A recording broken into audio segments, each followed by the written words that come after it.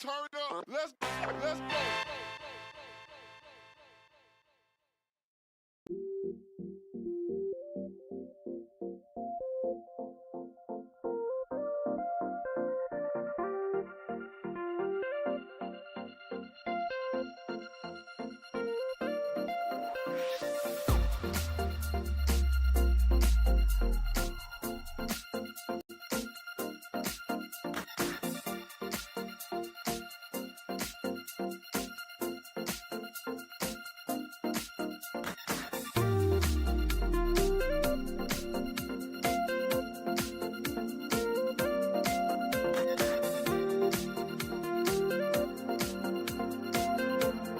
What's going on, everybody?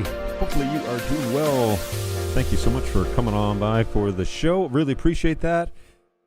This is now the home of Keystone AV Networks, of all places. So pretty great that you guys get along for the ride. We kind of announced that last week. I'll get into that in just a second. Let me check my audio.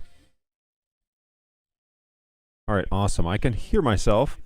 The music, this is at half volume. So yeah, we're in good shape there. Let me know what you think on your side, but it sounds pretty good over here. Now I've got monitors in so I can monitor everything but my audio on here. So let's be sure that we don't have a problem, and let's do the Zen. Say it with me now. Where is that app? It's like the Zen no audio. Why can't I find this? Gosh, let me tell you something. What I really hate about Windows is that when you type in an app name, why doesn't it just come up? It like searches the internet for it. It's so stupid. Stop. Windows, stop. You're trying way too hard. If I type in if I just type in Zen, it should come up with that app. Instead, it's like, oh, you're looking for Zeus Networks. You're looking for Zenny Opticals. You're looking for Zero Hedge Funds. You're looking for, like, stop it. Stop that. No, I'm not looking for any of those things. And when I type in Zen, Citizen Sleeper, what? House Flipper, what is that? No, stop. These are supposed to be programs on my machine. Why can't I just find them? Gosh. This search bar has become pretty much useless in all these. Now, okay, so I'm going to click on all. I'm going to scroll all the way down to the NDI router thing. NDI Analytics, Tools, Bridge Service. Okay, it's not even there. Oh, geez. I got to put everything in my start menu. Oh, look at that. It is here in my start menu. All right, so let's go to vMix Output 1. There it is on top of my screen for everyone to... Hopefully it doesn't come through the audio on the show, but there won't be much downtime today because there's lots to talk about, and you guys are already busy in the chat, which I love. Getting it started quick. So good times, great oldies. Let's jump into the chat real quick and have a little look-see as to what you guys are talking about. What is going on, Angus? Always a pleasure to have you along for the ride. Thank you for checking in from central western Canada. Hopefully that's where you're still at. Oh, I lost the first comment. Canadian flag curling. Lost it to another Canadian. So you didn't really lose much. You are together in this along with me. I still call myself Canadian. I'm not an American citizen. So there you go. There's more of us than one. Hey, it's budget time. What's going on, Randy? It's budget time. I need to submit a budget at the church today. What should I put on the list? Well, I think you answered this in your first post, which I'm all about.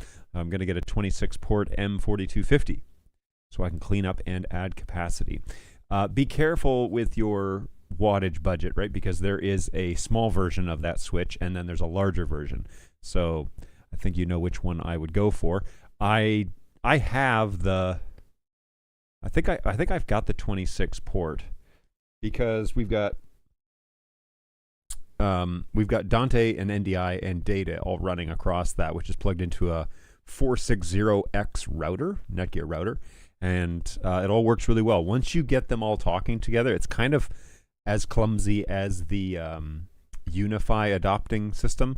But once you figure that out and get it all working together, it works really nicely. So check out the wattage on the budget for that so that you have ample power for whatever it is you're going to do in the future.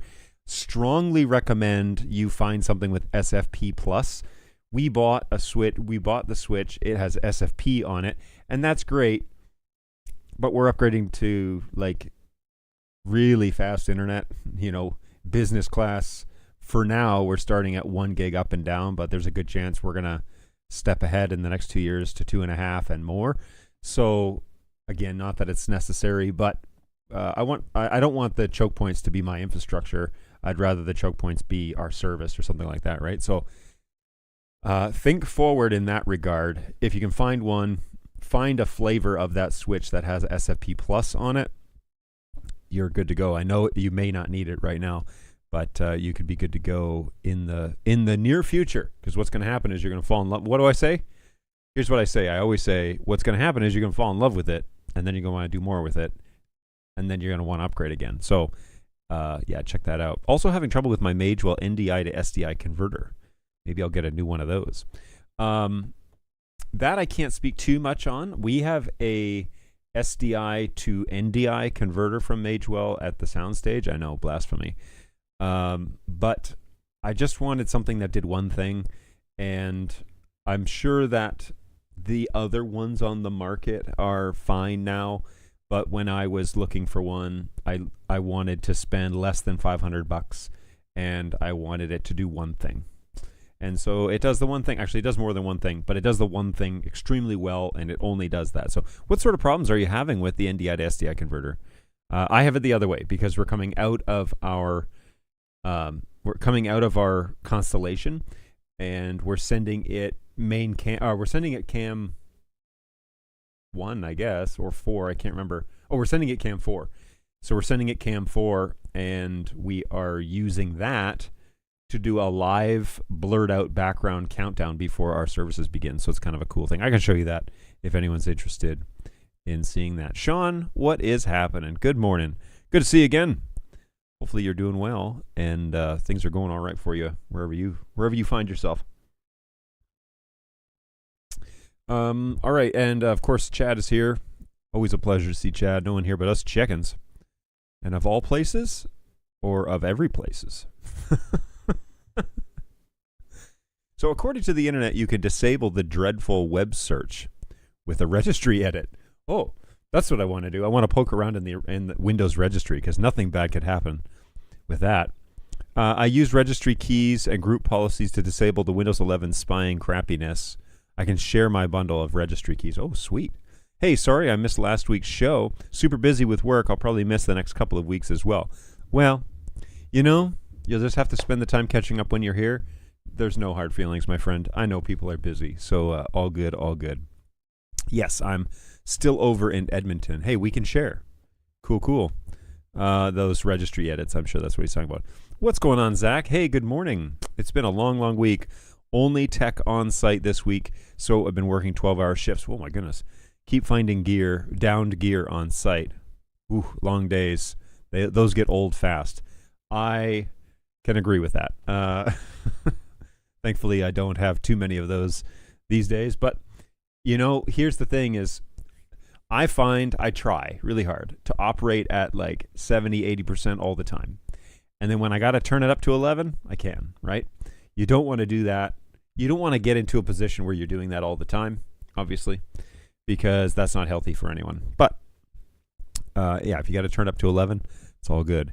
Hey, I'm all about a bigger switch. Last year I got a 26-port 4 SFP Plus version, and I'll get the same this year. Oh, nice. Yeah, that'll increase your capability substantially, especially if you're trunking those SFP Plus ports. Oh, you bet. Can't help it when a coworker has to call out sick. Hey, I sent a photo of my new rack over at LinkedIn. All right, cool. I'm spending a lot of time on LinkedIn, so we will check that out. Let's have a look at. Ooh, it's so pretty. Let's get this up in the space. Is there a way I can make this bigger? Guess not. Okay. So let's have a little look-see at Angus's new rack. Look how tidy that is, everybody. Well done, well done. That hey, that server case looks awfully familiar. Looks like a blue one that I have. Pretty sure it was your suggestion to check those guys out, if I'm not mistaken. And it looks like you've got some space in there for. I do you have an. Is that offset? Is your 4250 set back in the rack? Like you have the arms that go in to keep it off of the front face? Curious if you're doing that just for accessibility in the back of the rack, or if you're. That's the table you were talking about too, eh? So you can fold out the lid and then it turns into a table like that. Where do you store the monitor in this? Sorry, I got lots of questions. Love a great. I love it when technicians build purposeful equipment that's just tidy, and we won't look behind. We won't look at the wire management. None of that. But the front looks amazing. Well done. Really nice. Always a fan of guys who do good work like that. Let me get back to, where is my browser here? Here we go. This one. It's my first post-rebuild event. My first post-rebuild event is tomorrow afternoon. The CX3150A. Yes, there it is. It was indeed his suggestion. Good stuff, man. Good stuff. Love it. It was set back to make it easier to reach in the back. Yeah, totally makes sense. I have side panels that come off of the large rack that I inherited from my friends at Bird Dog.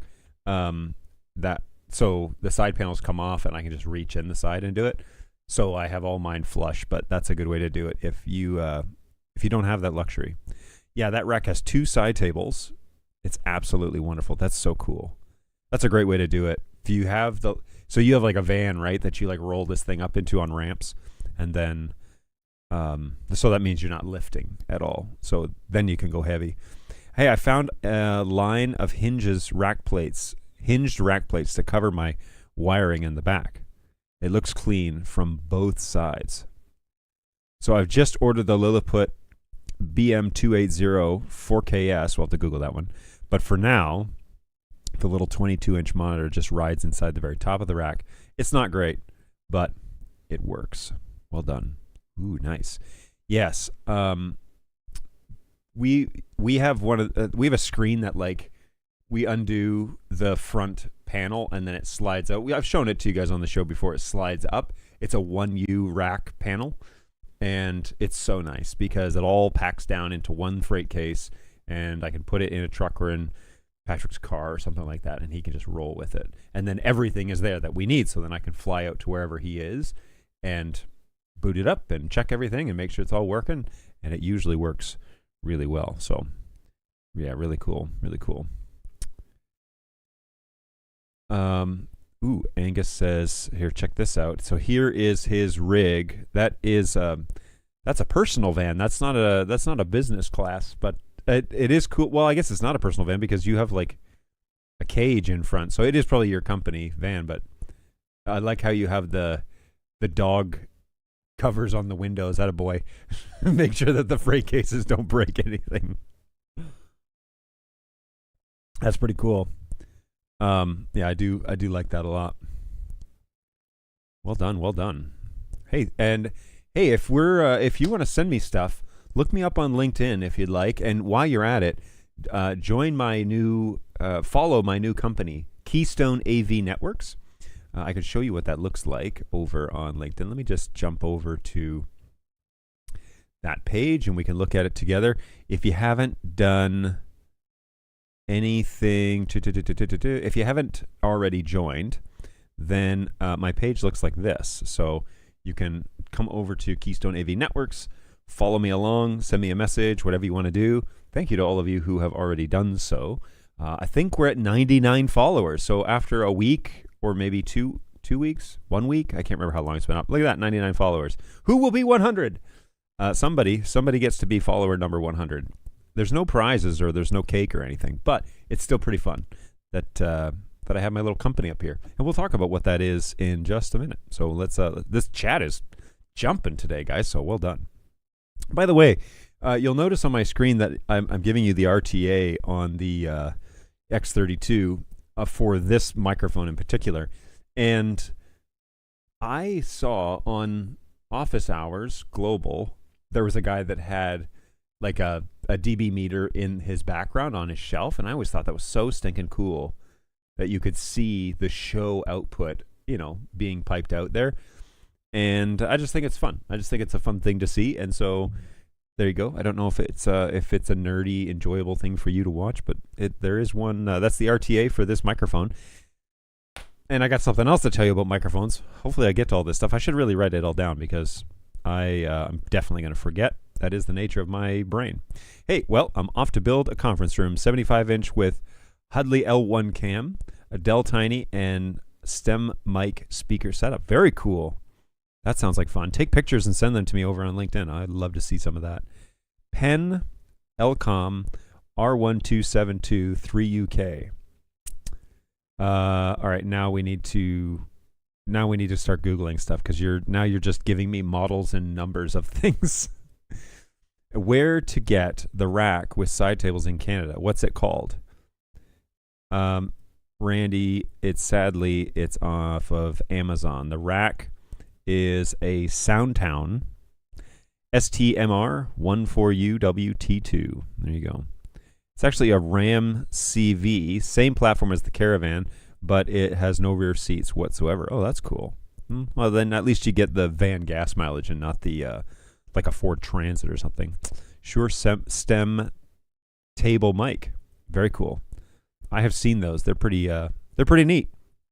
Yeah, I've got a minivan for cargo flooring, cage, the winch to haul the heavy cases up the ramp. Attaboy.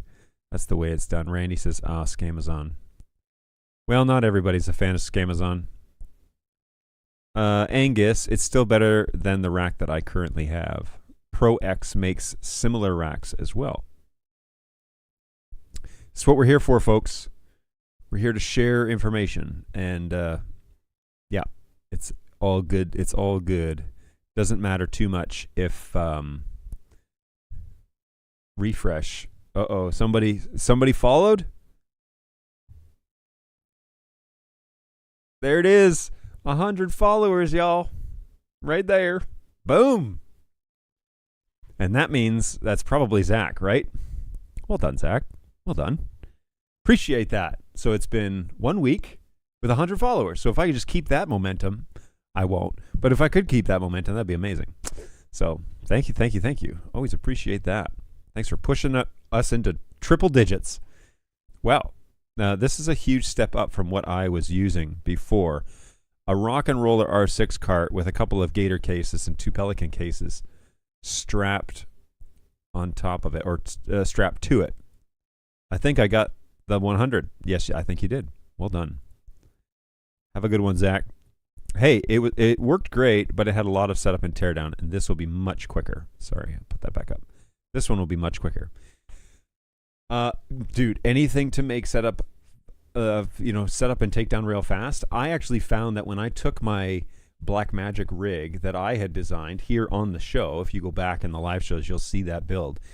That rig is the fastest part of the whole setup. We have lights, we have mics, we have checks, we have calling back to the soundstage in Tennessee. We had all that stuff to do, but you flip a switch on the power, the M4250 comes online, it issues IP addresses to things, you plug in the WAN to the back of the case, and it powered up. So it was pretty sweet. Now that one I actually had to take things out of. When did I use? Oh, it was when I was in Michigan. That's what it was. And that was the first time we had done anything remote. So I spent more time setting up lights and the camera and all that, instead of just like open the freight case, powered it on. I had to find a close enough power outlet. That was really the challenge, and plugging it into the school's network, which could be a gamble. So we had backup plans. We had other locations if we needed to go there, but we only needed 3 or 4 megs up. So we were able to pull that off. Oh man, what a day. Okay, so like Zach was saying, it has been a busy couple of weeks, and there's lots of stuff to report and update. First of all, I just hit 100 followers over on LinkedIn. So if you want to be 101, jump over to LinkedIn and look for Keystone AV Networks. That is my new LLC that I'm officially operating under for everything AV over IP. So I am Dante Level 2 certified as of right now. I'm NDI certified, of course. But certifications really don't mean a whole lot unless you have experience. And that I do have in abundance, running a support group for a NDI manufacturer for many years. And we'll talk a little bit about what they're doing right now because NAB New York is underway. But I started doing more and more like side jobs for people, and mostly like troubleshooting, talking about design, talking about the future. And so I want to answer the question, what is Keystone AV Networks? Why have a company to do this? Well, the major problem is people want to get into AV over IP, okay, audio video over IP networks, which is kind of the next, if not the thing that where video and audio is going. So anything from streaming to conferences to capturing video, all of that stuff, getting it digital and sending it around your network and sending it around the world. So the problem is it's very complicated if you don't know what it is or what you're talking about. And you can teach yourself. You can spend the hours and hours and hours teaching yourself how to do it, or you can go out and find an integrator. Now, there are companies like Diversified and so on that will happily come and help you do that and charge you a pretty penny for it. They do excellent work. That's not the complaint at all. The complaint is that we definitely, not everybody can afford a diversified group. And so we have smaller integrators like myself who can come in, provide troubleshooting support, can figure out what's going on, if we've got a bad device, all that on the surface level. Then we can talk about future. We can talk about your current design, how it could be better, how we could configure things for redundancy even. And then we could even go even further than that and talk about next steps. So what do you want to do? What sort of show do you want to produce? And then I can guide you in how to actually map that out. So that's the service that Keystone AV Networks offers. That's what we do. That's what I do. And it's just a little startup. So hopefully if you know anybody or if you are somebody, you can reach out to me at hello@keystoneavnetworks.com and I can chat you through what it is that I can offer, and then we can set up a time to meet and we can go from there. I offer remote. I can also come on site. That's a little pricier, but I offer remote services that are basically, in hour increments, and we can discuss and design and troubleshoot and do all that stuff together. So hopefully that's a good summary of that's my little elevator pitch, 30 seconds. That's what I do. All right. So pretty exciting stuff. Keystone AV Networks, we're up and running. The next thing I want to talk about, though, is this garage build that has been ongoing for quite a while, right? So I've got some updates. There are actually hammers pounding away outside. The boys are here. They've been working for pretty much the whole week, and they're trying to get it done before next week's downpour of rain. So they're getting the shingles on, I believe, today. The roof wood is done, and now they're trying to get shingles on and do all that stuff. So pretty excited. It is going to be a beautiful space. I'm really excited to share this with you guys. So this is what the slab looked like once everything was graded and good to go. It doesn't look particularly big because this is a 360 view. But these are my kids. They like to roller skate and play on their scooters. Then we had all of the equipment delivered, and so this is all the stuff that sat in my my driveway for almost 2 weeks, and I was expecting them to show up, and so I kept parking on the road, and things got delayed. This is my wife and my son. We were doing some measuring, talking about how big my office might be, the recording space, all of that, and so we spent some time out there. And then one day, the team showed up, and they put the walls up. So this is on their lunch break, and I took another 360 view of the slab with the walls going up. They actually did the back wall that same day. And so these are the same time, but there you can see kind of the length of the garage. This is right at the front, looking all the way back. And so it's going to have lots of room for my truck and for a recording space and for my new office, my new studio. This will be moved out there probably within the next 12 months, I hope. This is from the back forward towards the driveway. And so it's a great big space. Pretty excited. Hey, there's yours truly. Good looking. Just they put the back wall up at the end of the first day and then kind of cinched it all together so nothing would fall over. And so there is the window, for example, in the back of my office. That's pretty neat. And then you can see the door. The door to my office is right here. That will eventually get cut out as we go along here, but they're putting up the sides. This is the photo that I used for today's thumbnail. And then this is in the evening. Things had been pretty damp, and so this was in the evening. We came back from the weekend, maybe? Let's just take a look at the metadata on this. This was on the 19th, yeah. So we came back from the weekend, which we were away, I can talk about, on Sunday night, and there had been a little bit of rain, and so the things were wet, but this is the structure kind of drying out. This is the next day. There's a little bit of water in here because obviously there's no roof, but it's coming together. They cut the window out. That was really cool to see kind of come along. Here's another kind of wide pano view of the structure coming together. And this looks like, doesn't look like this. I'll explain why in a minute. So you'll notice here the door opening for the garage. It's pretty big, right? They put the window in one day and then they took it back out the next, which is fine. They have their methods. And then here, you'll notice though, on this panel view, that garage door is actually taller than those front shots. See this? Well, that board is actually hanging down. It's a full board. So then yesterday, they cut that opening, and it is a huge door. So pretty awesome how big that door opening is. And I wanted to take these pictures. I believe these are from this morning. I want to take these pictures because I wanted to show you that's kind of like an insulation-ish going up. It's a reflective cover. I don't expect it to really control the temperature very well, but it is board and batten all the way around, and so they've been building it around the past couple of days. This was, I believe this was this morning. So yeah, they had to cut the trusses. These stairs are going to go up, and then they're going to turn here 90 degrees and then go up the rest of the way into this attic space. And then I'm going to get all that storage space.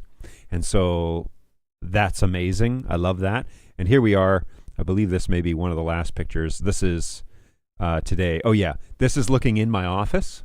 So this door is here on the right-hand side of this picture. And that's the garage space there. And where those stairs end, let me go this way. Where those stairs end, there's going to be a wall, boom, built across. And then my office will be in the back. And my garage and truck and mower and everything will be here on this side. So if we go now this way, you'll notice there's space in front of the steps. That's where my mower is going to be parked. I'm going to have a workbench over here on this side of the wall.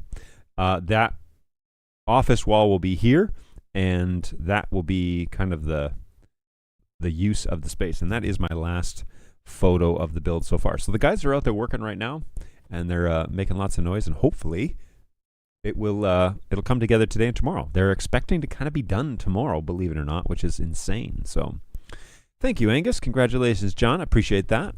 Looks like great progress. It's very garage shaped. Yes, a big square. Hey, how tall is that big door? That is it's a 10-foot door. Originally, I had purchased a 10 by 10 door, and then I was like, give me a 12 door. So now it's a 12 by 10 feet high door.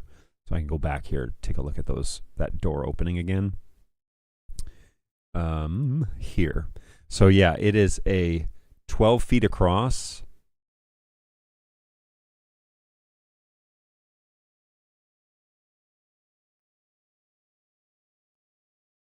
I don't know, actually, now that I'm looking at it. It's supposed to be 12 feet across, 10 feet high. I think that's what it is. But looking at this picture, looks maybe 12 feet high, 10 feet across. But anyways, it's all good. We'll cross that bridge when we get there. They're going to install the door in a week or so. So I can't use the garage right when they get it done, but it should be a 10-foot opening. It may be a 12-foot opening. It actually, like the way that the door looks, that's an interesting thought. The way that the door looks right now, because that would have been a 10-foot, a 10 by 12. So I don't know. But we'll have a nice big door to get my truck in and out. It's certainly way wider than my truck. I think this is probably almost like a 12 by 12 opening. But we'll see. We'll see what happens when they show up to install it. You know, it's out of my hands, so I'm just gonna let them take care of it. Okay, so good stuff. Progress is the whole theme here. Is we're seeing all sorts of progress on the garage build. Pretty excited about that. It's coming along. So it's going to be a very expensive and tedious project going forward over the next year. I'm going to have lots to talk about as it develops, but yeah, we're going to learn a lot because we got to do a lot of it ourselves, including painting, which is not something I'm a fan of, but I will get a sprayer or something and paint it as quick as I can. By the way, today's non-sponsor is brought to you by Ember Mugs. Keep your coffee hot and your creamer curdled. And also Tim Hortons maple-flavored coffee. It tastes like fall. And it feels like fall here in Tennessee. Okay, so what's next? I need to do a quick little shout-out here. The other day I had just a quick little catch-up with a friend of mine from college that we had known each other. I knew her and her husband back in the day, in the early 2000s and mid-2000s, I guess, continuing through then. But my friend Teresa runs her own little company, and it is a strategy company for leadership. So it's getting your team focused on the story, the narrative, making sure first things are first things, and then formulating a game plan for moving forward based on that narrative. And so her company is Wave Crest Strategy. Her name is Teresa Graney. She's there in the bottom corner, you can see. And she has worked in strategy for many, many, many years. Okay, I knew her she actually worked for the school that we went to after our college careers. She was she worked in the development office for a while. She worked for the president for a while, and she did some strategy stuff there, but events coordination and a whole bunch of things. And then she went on and they moved down to Nashville, Tennessee. And when she moved to Nashville, she eventually landed at Ramsey Solutions, Dave Ramsey, and she evolved very quickly into a strategist there for them as well. But pretty limited in terms of her audience, but she was so good at what she did that basically she was encouraged to go out on her own. And so she did. And so this is Wavecrest Strategy. This is her company. She has now since moved back to Grand Rapids, Michigan. And so she does mostly remote.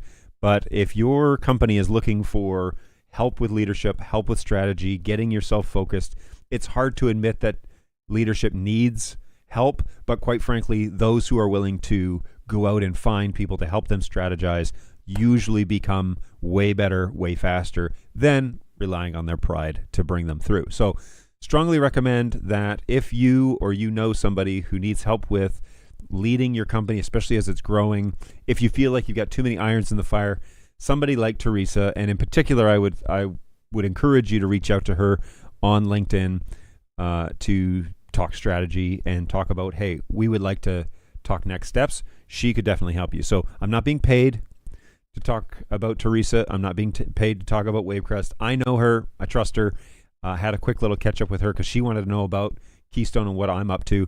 And so I thought I would return the favor and just say, this is a great person to know, a good person to have connected to on LinkedIn. Check her out. Good times.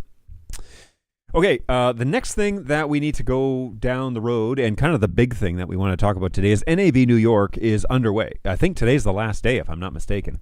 But they are currently doing the show at the Javits Center, and all of the usual suspects are there as well. And so it's not as big of a show as NAB Las Vegas, of course, in April, which I will be at. But it is a great place if you want a smaller show. Kind of the bigger companies go to that one, and they all kind of make a showing. And you can see what promises have come to fruition from NAB New York, or NAB Las Vegas to NAB New York, right? Because it's been basically 6 months. So if promises were made in Las Vegas, they should be real things right now in New York. So it's a good way to kind of like keep a pulse on the cycle of products and to see kind of what's going on. And what's really neat about New York is sometimes companies will launch products, at this show. Now, be careful about companies that are launching a product at every show, because that seems a little gimmicky. You probably aren't, as a manufacturer, you probably aren't able to operate on every show we're going to have a new thing. So be careful about that. But if somebody is on that schedule and they are available for shipping today, I may look past that fact that, like, hey, we're saving our launches for trade shows because they cost a pretty penny, we'll say, to be at the trade show. And so maybe they're in the habit of launching a show, or launching a product at every show. As long as they're available for purchase, I don't really have any qualms about that. But if we're launching a product and then it's not available for purchase and it's coming soon or coming in a month or two or something like that, would be available by Christmas, I don't know. I don't know about that. I wouldn't necessarily feel comfortable getting all hyped up about that, because I think the market has been burned too many times to think that that's a real thing. So any company that's going to launch a product, just be sure that it's available before you get all excited about it. That's just my 2 cents. So let's go down the list. Actually, one of the ones that I was really interested to see, Elgato is showing up at the trade show now at the Broadfield booth, because Broadfield is now their distributor in the United States. So they recently brought them on sometime this year, and you can see the Broadfield banner in the background, and Elgato has a little bench there at the Broadfield. They usually have like a big square, and they sell spots to companies that they represent. So Elgato has a showing at NAB. Now, Elgato is owned by Corsair, right? Their parent company. So that's good to know as to how these companies all work together. You can even see their little symbol up here is, now they're all kind of affiliated. I don't know if Corsair is their parent company or not, but I suspect it is. Coming soon, Embrace. They're making chairs now. Now, Elgato has been really known for creating products for creators, which I like that focus. I like at least that they're not trying to cast a wide net as to everybody should use this. I'm sure they'd be the first ones to say that, but they're really interested in the creation space. And so what I like about these guys is they have a solution for,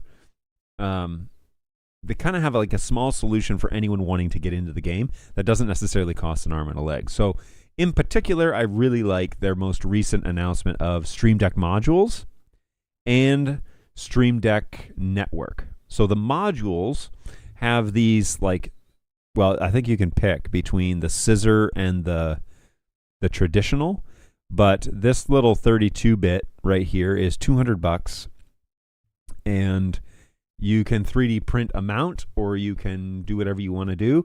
I kind of want to do this in my new production space. I want to get a couple of these and put them at either side of my desk, or maybe build a U mount or something that's on a slope so I can, anyway, whatever. We'll figure it out. But something like this, I like the module idea. I don't know about if we have a 3D printer option yet for support. So it says it's ready to drop hardware, LCD keys, ready to run. So it's the same platform. Here we go. UCAD do it. So you can download the CAD schemes and then build your own inside a 3D printer. So that, I think, is that's a pretty neat idea. I love that. The other thing that I'm definitely interested in is their new studio, which is this giant 2U or 1U bar, and it already has the network thing built into it, so it's PoE connected or USB-C. But you want the PoE, you can connect it then to BitFocus buttons, and then you can build out your buttons from there. So pretty awesome idea, and it looks pretty on the outside. So all good there. Where this guy's got a serious rig. I don't know where you get that sort of money to drop. They're like $700, $800 a piece. So what is that? $3,000 right there, almost, after taxes and everything. Oh, here, $900. So that's the only thing I don't really care for, is they're really expensive. But you could build a video switcher out of this and customize it. What's also cool about buttons is you can have a punch pad, like a lock on it, and when you punch in your code, it brings up your buttons. Yeah, that's pretty cool. What a great idea. So they've won a bunch of awards for this product. NAB Show Product of the Year, AV Tech Best of Show at Infocom, AV Tech winner at another show. So IBC, ISE, yeah, pretty awesome stuff. I'm really happy about that. I don't know if I'd be able to drop $2,000, but that's about what I would need. And then you got to figure out like where are they going to go. So you need a desk mount, or you need something. Now they're shallow, which is kind of neat. So they don't really have too much depth to them. So you can just put them in a really shallow table mount, and they should not interfere too much with the, they shouldn't bump into the table or anything like that. So the options are there. I really like that Elgato is doing some stuff. They are at NAB New York, but it doesn't appear that they have anything by way of announcements as of right now. I looked on LinkedIn. I didn't see anything on there. So that's fine. It's not like, again, don't get into this idea that every show they're going to have something new, because that's just not how real manufacturers work. So cool. Next is Magewell. I was hoping to see something out of them at this show, because I didn't necessarily see very much out of them at NAB Las Vegas. Nothing that I just had to go and see, although we are now using a Magewell unit over at the soundstage just because it was so inexpensive compared to the other offerings in the world.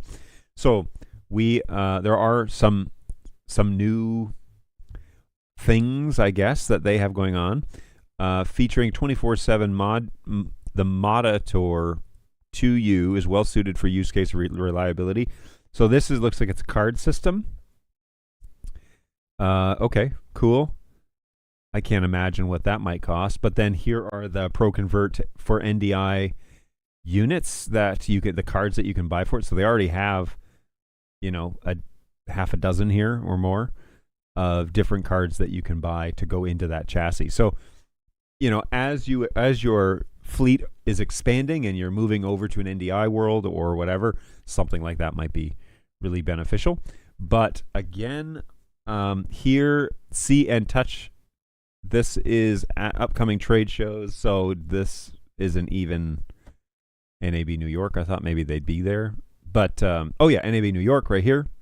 So they are there, but the show is almost over. So there you go. So you can go and check them out if you're there.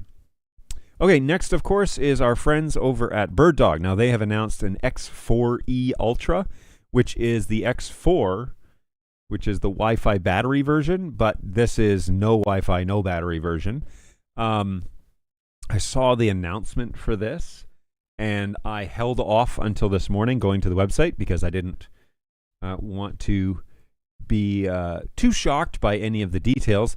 But first and foremost, you can see that this is shipping in November, which November has many days in it. So the difference between November 1st and the end of the month is up for debate as to when that might be.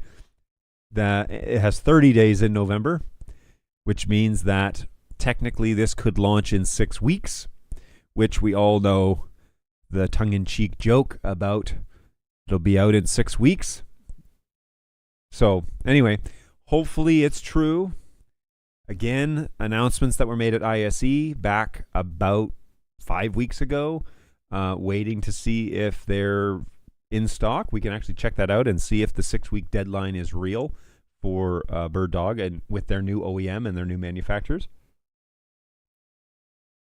But they are showcasing this at NAB New York, as far as I can tell. So I know some of the executives are over at the show, and I guess they have some working models of this product. Now, it would be great, though. I just need to say this again. You know what I'm going to say. It would have been better if this was available today. If you could, because BirdDog is probably within eyesight of Broadfield, their distributor here in the United States, and it would have been way cooler to say, look at our new camera, and you can go over there and place an order, and it'll ship to you after the show is done. That would have been a much higher selling point. This camera, I'm actually interested in seeing the optics. I'll probably want to see this one for sure at NAB Las Vegas in April, mostly because it does kind of check the boxes. I don't like the Wi-Fi thing. I don't care about that, and I don't care about the battery option. I don't find having an onboard battery something particularly I'm interested in. For my use cases, they're all going to be hard-lined in. So a PoE Plus connection with with an auto tracking function, and need this thing to be absolutely stable. If that is the case, then this is a contender. Let's go ahead and just take a look at the tech specs real quick while we're here to see what we're kind of dealing with. All right, so a Sony 1x1.8 CMOS Ultra HD sensor, which means that we're going to get 4K 60, and we've got a 20 times optical. So, all right, we're almost there. We're almost back to talking about the 30 times optical. I don't know about the ultras in the previous world having 30. I guess they didn't. So X4 Ultra was a 20 times lens. That's probably fine. You know, for my space, that's probably fine. The 30 times optical is certainly a premium function, I guess, at this point. But this OEM, I guess, is just 20 times. So we have our viewing angles, which are kind of typical, I think. Aperture can go down to 1.58 f-stop. Interesting. Focus is auto and manual. Now, I've heard things about Bird Dog cameras focus kind of drifting, and quite honestly, we used to have that issue long ago with previous generations of stuff, so that may just be the nature of these styles of PTZ cameras. I'm not sure that Bird Dog is to blame, but I'm sure that they are feeling the heat if that is still the case. Now, I don't know about this new camera, so I can't say anything about that. Shutter speed 1:1 or 1/10,000. Really? Okay. I don't. That seems like extremes, like a marketing thing. Sound to noise ratio less than 45 decibels. Okay, well that's important, especially if you have microphones in your studio. You definitely don't want it to be noisy. At 45 decibels, that's usually acceptable for most stream rooms like this. Might be a little too noisy for like recording studios, but you know, people are pretty particular about recording studios, and so they're probably not looking at a PTZ like this for that space, but we shall see, you know. Hey, yeah, those modules, this is in regards to the Stream Deck. Those are cool. And that thing is a 1U. Agreed. It is pretty neat. Chat says, yeah, late November 2029. Yeah, hopefully not. Hopefully that's not what shipping in November means, like shipping next November. But boy, there's a better way, my friends. There's a better way. So let's keep going here. 3D noise reduction, that doesn't really, like, nobody's buying it for that. Effective pixels is 8.42 megapixels. Okay. Presenter tracking and zone tracking. I'd like to see that actually in person. I want to see that done. I would be fine with seeing a promotional video about that. Okay. But there's nothing currently, I don't think, on the website. We'll go back to the overview in just a second to see if there's any sort of promotional stuff about that. Pan tilt ratios and our speed controls, that's all pretty standard fare. 255 presets. Again, that has been the way it's been ever since. We have a halo tally and a rear number tally system, which is kind of a neat, it makes it unique, which I like about the Bird Dog cameras. That's a cool little unique function that they have. Display is e-ink, 2.13 inches with a customizable logo spot. So if you have a logo, you can put that on there. That's a nice way to brand your material. And then we have a 3G SDI. So that's not the 4K, right? It's not 4K output. HDMI, don't know if that's a 4K. USB-C, UVC, and network. So you could use it as a webcam if you wanted in a conference room. We have H.264 and H.265 as options. So if you have the ability to decode H.265, you could use that. Network interfaces are finally 1 gig. Praise Hallelujah. That is what we want to see, is 1 gig. Adaptive Ethernet port. That's for the X4. So this is a 1 gig adaptive Ethernet port with power over Ethernet, probably PoE plus, right? That's great. Then we have NDI HX2, HX3, RTSP, RTMP, and SRT streaming protocols. I got to get my hands on that before I would really feel comfortable using the RTMP going directly up to Bird Dog Cloud or something like that. But it says it can do it, so it will do it. So we have to take that with whatever level of reliability you want to take that for. So we've got 1 gig Ethernet, USB-C, offers control interfaces over USB-C. Interesting. Visca and all that crap that nobody uses or nobody seriously uses anymore. Just kidding, everybody. But this, come on, guys. Stop it. All right, analog audio is 3.5 line or mic input. Really? Okay.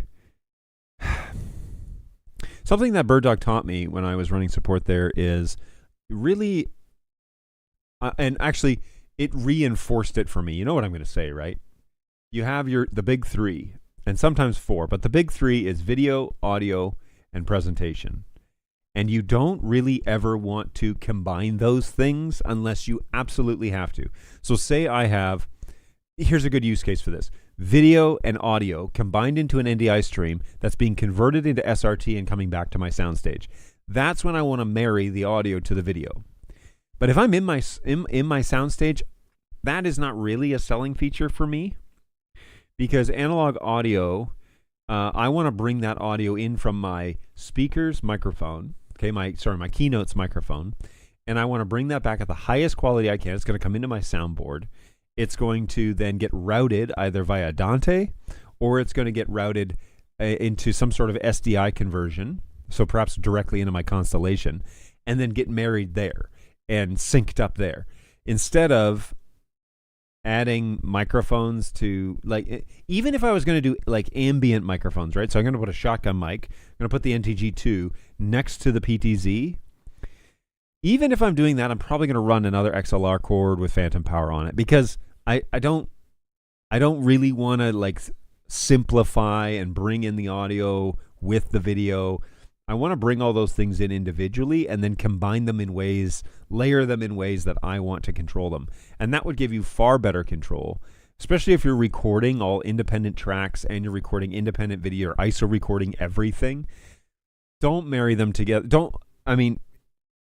Again, unless you absolutely need to, I wouldn't be looking at a PTZ camera and this be a selling point for me.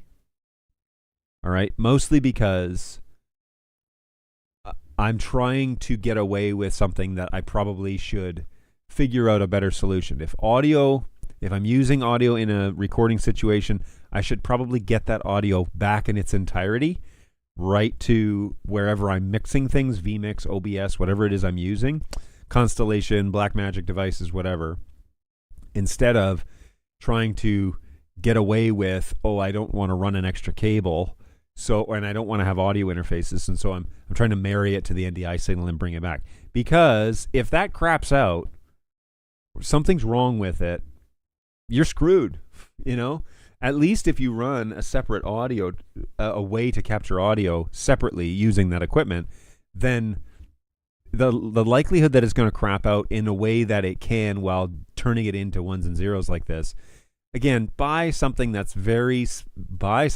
does the thing that does it well, does that one thing. Don't try and get it all in one spot. Now, I'm happy to hear other opinions, which Angus will chime in here. So, hey, press conferences with news crews stream a single camera are about the only place that I'd regularly have a camera running with its mic inputs in use. Well, I agree with that.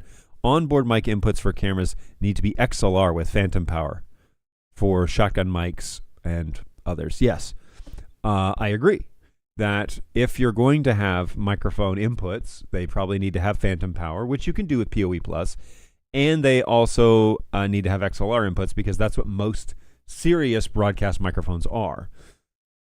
So again, next, I'm spending a lot of time on Bird Dog on this Ultra X4E, unfairly, by the way, but we love our Bird Dog friends, and I love the crew that's over there. They are my brothers and sisters in many ways. And so, in this regard, if I'm going to buy this camera, I don't think that having the 3.5 millimeter TRS line input, mic input actually is a selling point for like bigger serious installations. If I was to spec this out in an install, I would not be speccing it out for this feature. So I don't think it brings any value to the product, is what I'm trying to say. So if you spent money on it, if it was thrown in as an extra, great, but that means now you got to support it. So I would much rather just delete this and not have to deal with it. Environmental operation, internal environment only, which is fine.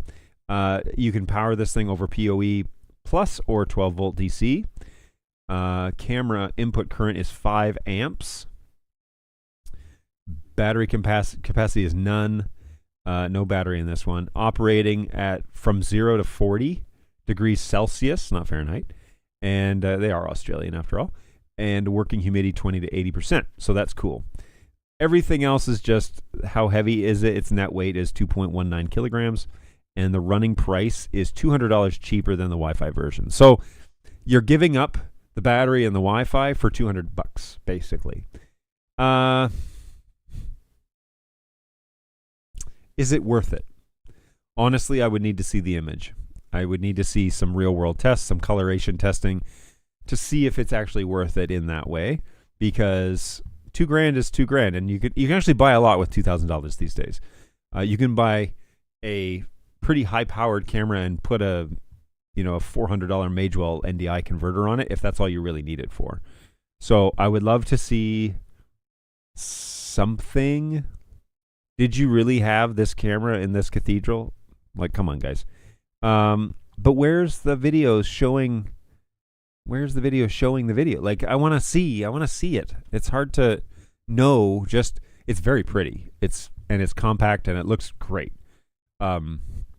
But I need more. I could not make a decision on this camera if I can't see anything about it. So that's, okay. We will go to NAB Las Vegas in April, and we will find out, and it's not even available. So maybe I'm asking too much that, they're not ready to have that sort of information. But if you're going to launch a product, you probably should have that stuff. It's just me. Multiple cameras spread out across the venue or stadium with net mics are the best way to get crowd sounds. Oh, that and an in-camera backup recording. But that's absolute worst case scenario for everything else has gone totally sideways. Agreed. Yeah.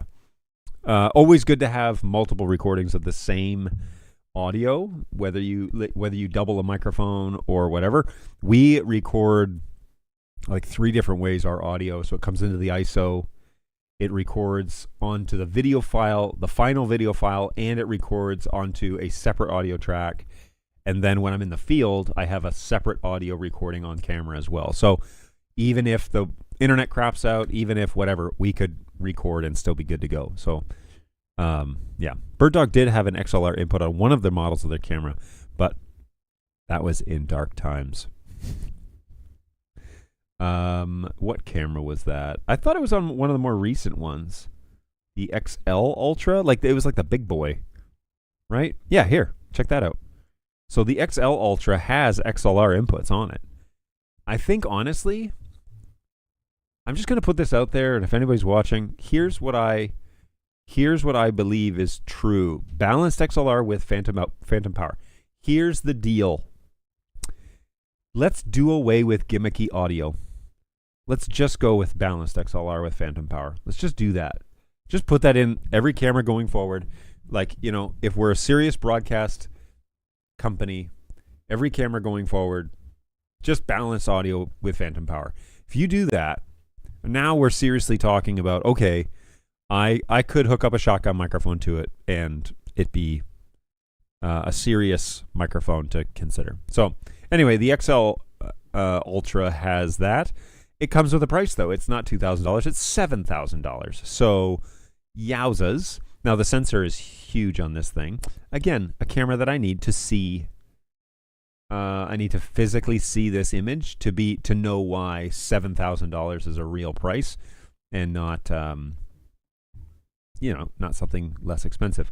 The reason why I kind of ho-hum about the $2,000 on the X4E Ultra, this is becoming a mouthful, by the way, $2,000 over the other option, which was basically $2,200 for the full set of features on the camera.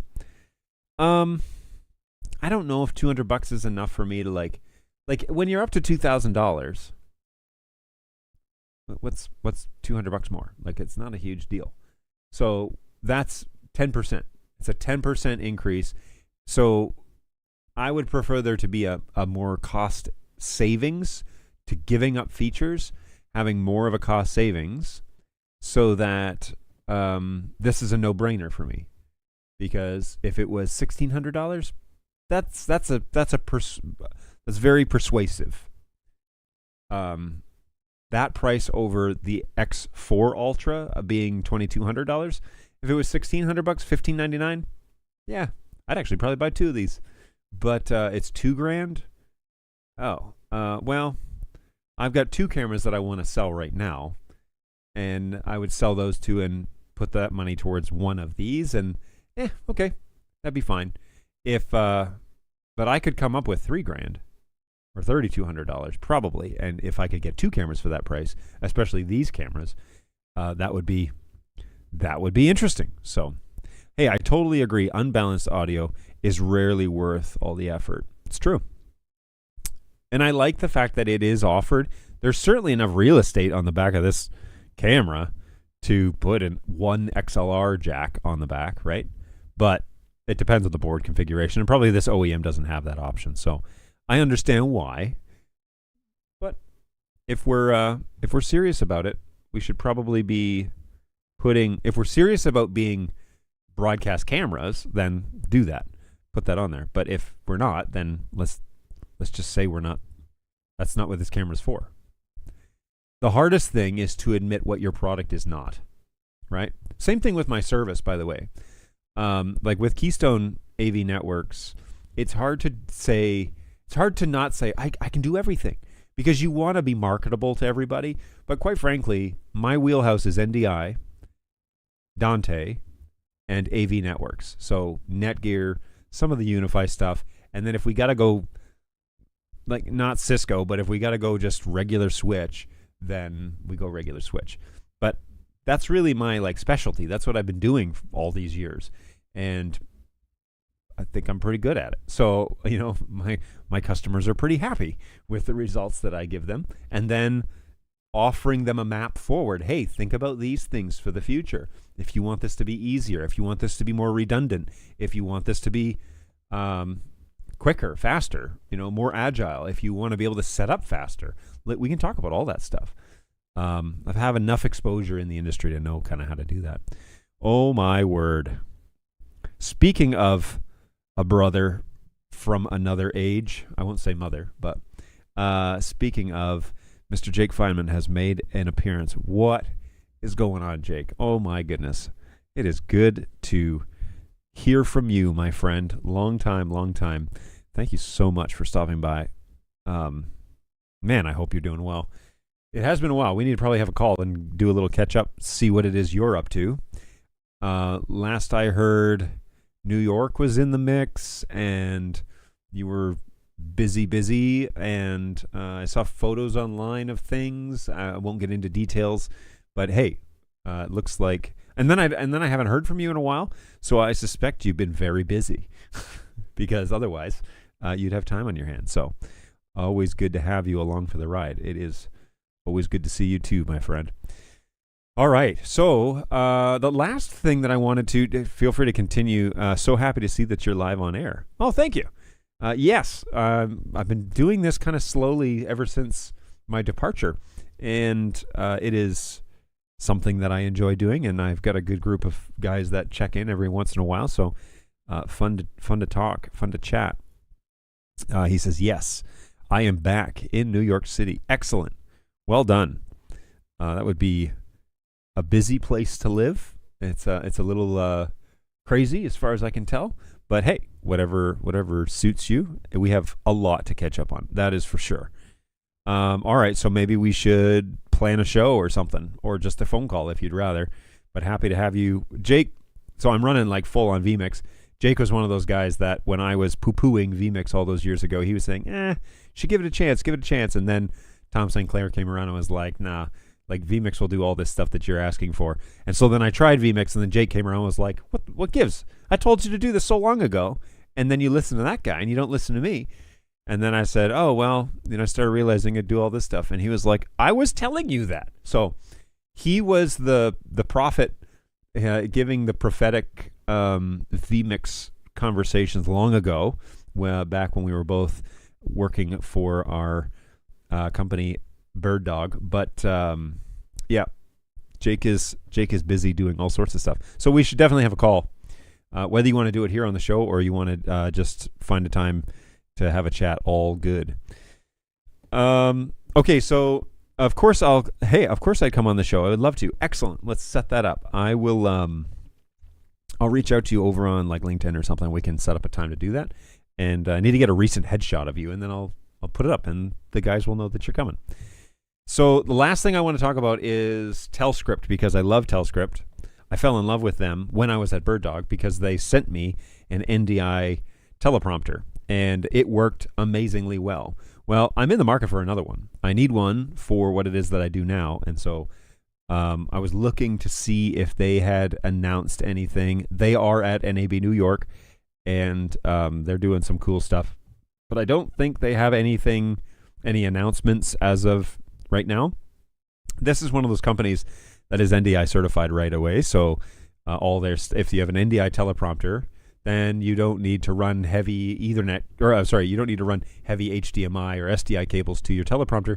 You just plug it into your network, my friend, and set the decoder to decode whatever it is you want to do, and then you can encode your teleprompter, or you can do what I do and send NDI to the screen or whatever. So this is where I first learned the beautifulness of using NDI as your confidence monitor, because I can see vMix output 1, okay, what I'm sending you guys to YouTube.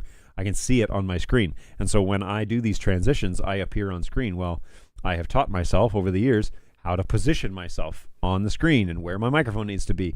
I'm doing all of that because it's a single-man show. I'm still single producing this all by myself. So, and I don't never plan on bringing somebody on to do it because it's not really that type of show. But I am wanting to be sure that you guys are seeing and hearing and all that. Well, I can monitor all of that right there using the power of Studio Monitor and a teleprompter and all that good stuff. Well, Telscript was that first company that I realized how sweet it would be if I could watch vMix output 1 on the teleprompter and have all of that sort of data and all that information right at my fingertips while I'm producing the show. And so we need to get a teleprompter for our camera over at the soundstage because we are doing like conversations with friends of our minister, and I want him to look into the camera, but to see the friend, right? So I want him to be looking into the lens, but to be looking at his friend, and so that his eyes meet the camera lens. So that would be fun to have that sort of luxury, and to just to use it for that purpose. But they're a little bit pricey. We could go ahead and find B&H Photo. We could go ahead and find, I think they're about $5,000 to get Telscript NDI. So if I want a confidence monitor. Ooh, that's kind of a cool idea. You could do it with the glass. Yeah, look at this though. The 15-inch, which is a special order, is $3,000. I don't know if that would be big enough because our minister is quite a ways away. So I was thinking more like the 21, which is this guy, which is about $5,000. But it would be, now this is the PTZ one. I would prefer to have one that could take a camera, that could mount onto the front of the camera. 19, 19, 18, 17, 15, 15, 12. My goodness, that's teensy. Yeah, I would rather have one that could mount to the front of a camera, and this little NDI reference monitor. Anyway, something like that I would be able to show during the conversation. I could show the camera output that we're receiving from the remote, and he could just talk face to face to the guy. That's what I love about like even my rig is my camera is in behind my conference monitor, so when I'm looking at the output of vMix, my eyes are looking at you, right? I'm not like doing this number where I'm looking up and it's all jacked up. I'm actually looking directly at you, which I find just so much more natural to watch over time, because I am talking to you. I'm supposed to be talking to you. I'm supposed to be looking at you. So there you go. So Telscript is there. I don't see any announcements, but I do anticipate going to Telscript's booth at NAB next year in April, because I want us to seriously consider getting something like this, and a big enough one where our minister can see what's going on at the camera. So good times. Hey, I got a call from the budget boss.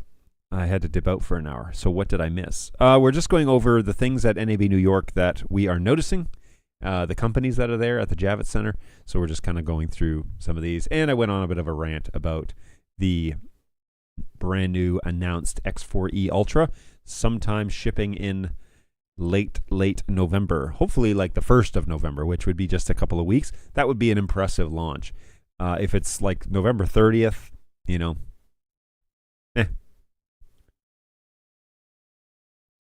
then it makes me wonder how much of this product is actually done. That's what it makes me think. And then if it's not actually done yet, then how many roadblocks, how many problems, how many bugs are we going to find between now and launch? And you're going to launch it because it's been 6 weeks, we got to get it out. And then, and you need to do 6 firmware updates and 2 baseboard updates in order to get it to actually be stable. I don't like that. It gives me the wrong impression about, I'm supposed to be excited about the new product. So don't announce it until it's ready, Just tell me, it's ready now. This is the final thing. You can play with it right here at the booth. And then when you love it so much, you can go and place an order for it right there at Broadfield. And they will happily get you processed and set up for a sale. Done and done. That's what I want to see. That, I think, would be a much better experience. Okay, so what else? What else are you guys noticing at anything on LinkedIn, Facebook, anything out there where the announcements that you've seen?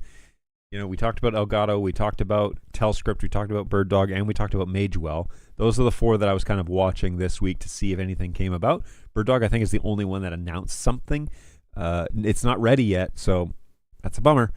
But the other companies didn't announce anything. So the NAB New York is not a show that is typically an announcement of new products. That's not normally where they do that, because the foot traffic is not anywhere near what ISE is, what IBC is, IBC, or what NAB is.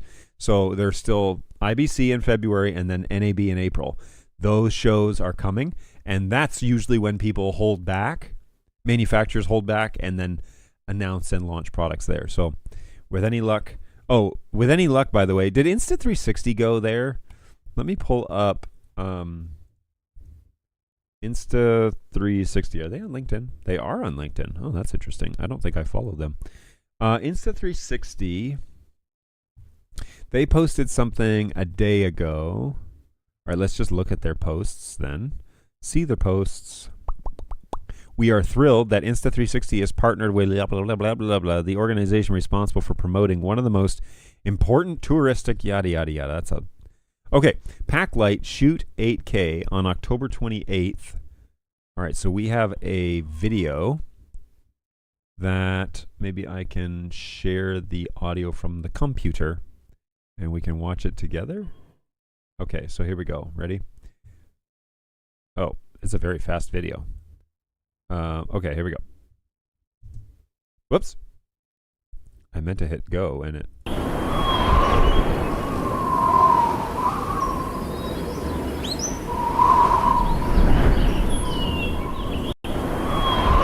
That's it?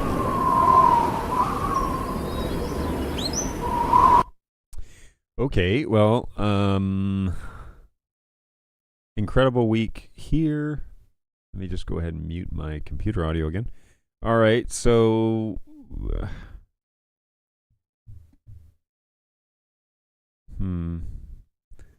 okay, so they made professional speakerphone with AI recording suite and Insta360 Connect. Why is everybody doing a stinking video bar? Insta360 Enterprise. What is this? I wonder. Let's have a look. The future of meetings starts here. Introducing Insta360 Wave, a next-generation speakerphone and AI assistant. Super loud. Sorry, everybody. At its heart, an advanced 3D 8-mic array. It hears every voice, crystal clear, even from 16 feet away. Intelligent gain control ensures every idea captured. Understand why we are doing all of this. It's taken 18 years to build out our full product line. Here you can see the progress. AI noise reduction slices through the chaos. Let's do it. So every word arrives sharp and confident. Plus, with AID reverb, echo gone, What works best for our audience then? clarity on. You just have to do some research. Wherever you are, Wave adapts. Supercardioid for bustling spaces, cardioid for calls and podcasts, figure 8 for interviews, Omni for group discussions. Your sound, optimized. Every time. I want something that grabs attention, Wait, sorry. Can we go over that again? Note-taking is history. but still feels Wave transcribes, professional and identifies speakers, and builds summaries for you to share instantly. Got an urgent summary request? Say hi to Insta360 Insight, your AI meeting assistant. It delivers context-rich transcripts, identifies every speaker by voice, and offers smart templates to shape your notes. In moments, it creates clear, structured summaries. Ask anything. Insight pulls precise answers straight from your recording. Citations included. Then, share it all instantly with a single link. Pair with Insta360 Link 2 for a complete audio-video setup. It ensures everyone stays within the frame. Speak, and the camera follows. Intuitively, automatically, no operator required. Let's take a look at this updated roadmap. When your team grows, link multiple waves together, scaling effortlessly from huddles to boardrooms. And beyond meetings, Wave is a tool for podcasters, creators, and storytellers. Insta360 Wave, the smartest speakerphone and the future of every conversation.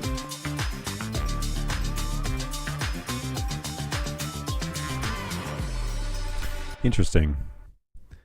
Okay, so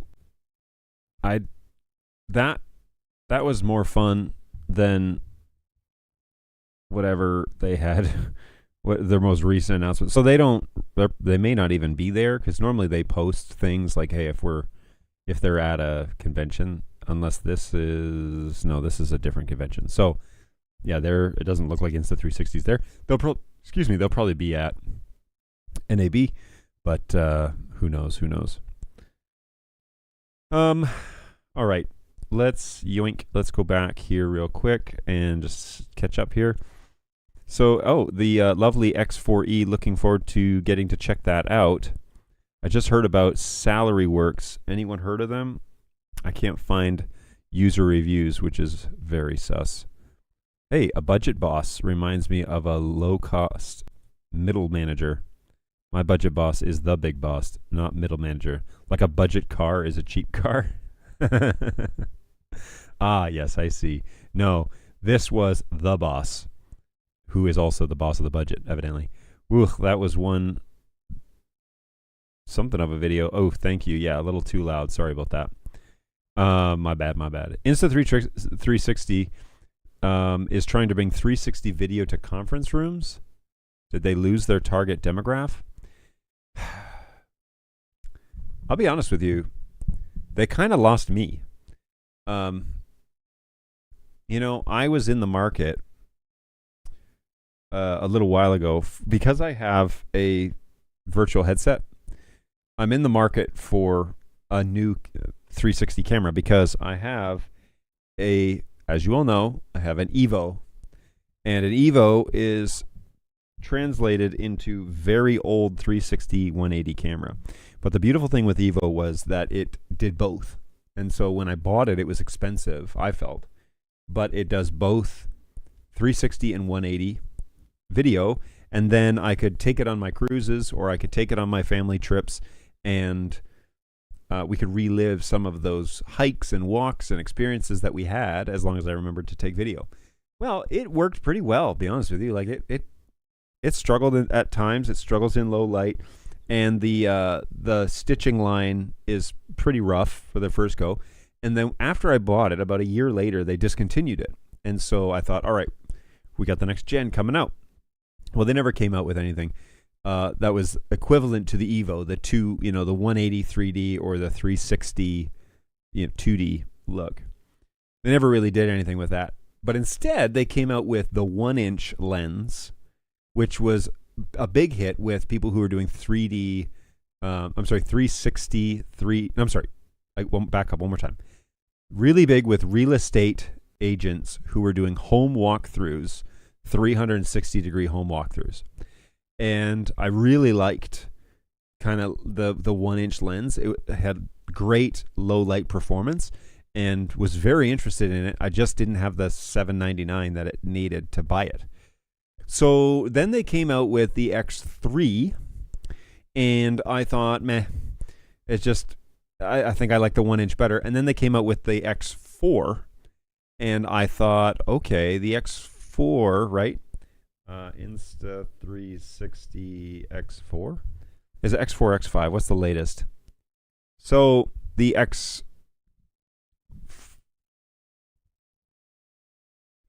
is the latest, sorry. So back that up.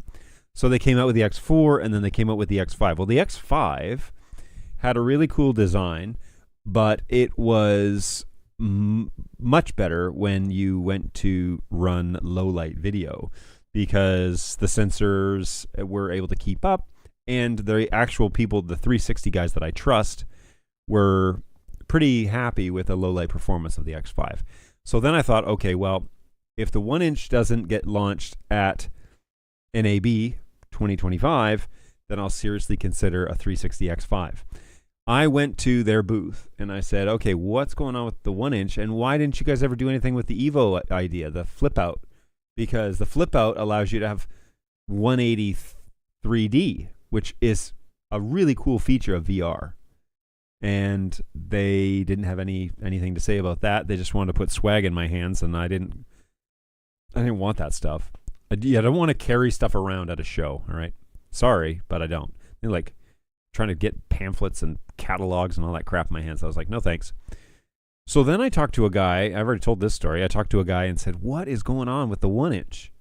Like, why did we give up on the 1-inch lens? And he said, I don't think they gave up on the 1-inch, but they're kind of putting it on the shelf for a little while. He was one of the keynotes, it turns out. Putting it on the shelf a little while because the X5 is comparable to the 1-inch low light ability. And I was hoping, well, we'd still make the 1-inch, but we'd bring the price down. But they just discontinued it, basically. So you can't buy the 1-inch anymore, which is really sad because it was modular, first of all, which I kind of thought was cool. But they sent it on its way, and you can no longer purchase. Oddly enough, though, they still list like the X2 on their website. And look, you can buy the X3 for $300. So this is just, it's a little expensive, to be honest with you, for what it is, for the novelty that it is. And so, okay. These both do 8K, but these wind guards and stuff like that have significant upgrades. So now there's an announcement, over here on LinkedIn that basically says, join us on October 28th, shooting 8K pack light, whatever that means. So maybe it's like a half size. But if it could come down in price, that'd be great, because it would be more functional for me. Modular is cool, but also adds a complexity and several points of failure. I agree with that. I do agree that I would be nervous of it failing on me. I'd go X5 over the 1-inch if I was to do it all over again now. See, I probably would do that. So the X5, given the people who have done the testing, the X5 seems to be the better of the two over the 1-inch, which is fine that now they're not available. X5 seems to perform better than the 1-inch. And it's cheaper, so that's cool.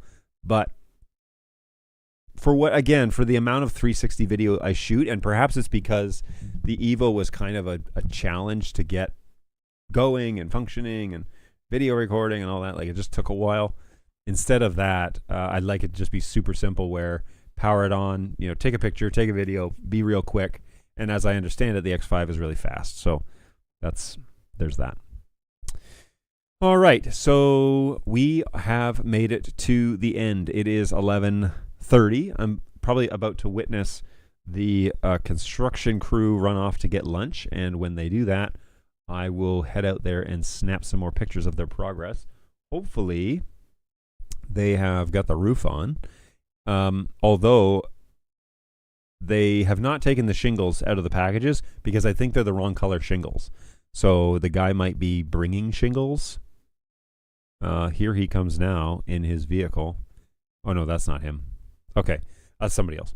Hopefully, they will bring the correct colored shingles, and we will go from there. One of the cars is gone, one of the workers, so I will listen for noises and go out and check it out, see what it is that they're up to. They're probably getting the board and batten on the sides, and that would be great. I would love for them to be making significant progress today and tomorrow.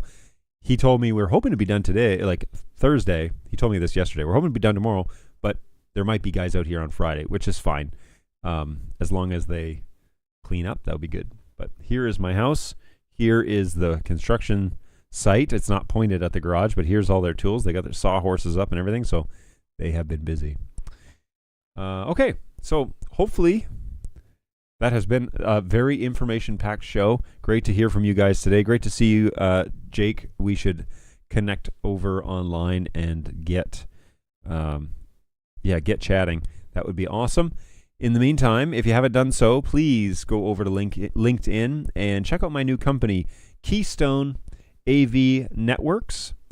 This is now we've hit 100 followers, which is amazing. Thank you for all of you who did that. But this is what it should look like. Keystone AV Networks. This is my company. This is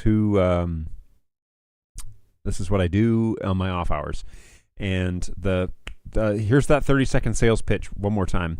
So what it is the problem that I'm trying to address is taking the complexity out of AV networks for people who are trying to troubleshoot, trying to fix, trying to get a better understanding, trying to have training, but also then talking about better practices when it comes to AV networks and providing that information to you. And lastly, talking about future ideas and designs, where we are in the industry and what realistically can be achieved. We're not going to talk about products that are not real. All right. I'm going to tell you what I know. We're not going to talk about products that are real. I'm going to tell you what you can do today and products that I would trust to do those things. Much of it has to do with network backbone, not necessarily with network endpoints. And so once we fix the bottleneck, which usually is the network, once we get that in place, the other elements usually follow suit. And so we're going to talk about network design. We're going to talk about implementation. We're going to talk about how to fix your problems today and then how to fix them going forward. So we can do, microscopic zoom right in and then all the way out. That is the problem I'm trying to fix. And those are the services that I offer. So hopefully if you or you know somebody, feel free to have them reach out to me over on LinkedIn or have them reach out to me at hello@keystoneavnetworks.com. That is an email address that you can reach me directly, and I'd be happy to discuss what the next steps look like. We can go start there. So thank you so much for hanging out with me today, everybody. Hopefully you have enjoyed yourself, maybe learned something, but probably just enjoyed yourself. And always a pleasure to have you hang out with me, chat with me on the show. Have a wonderful ramp up to the weekend, and I'm looking forward to all the things that are on the horizon. There's so much stuff happening, more updates next week on the garage. Maybe it'll be done by then. Who knows? Who knows? But more on that next week. We shall see. We shall see. Take care of yourselves. It's been a pleasure being with you. And we shall see you next week right here. Same time, same place on YouTube at 10 o'clock a.m. Central Time right here in Tennessee. Take care of yourselves, guys. Bye.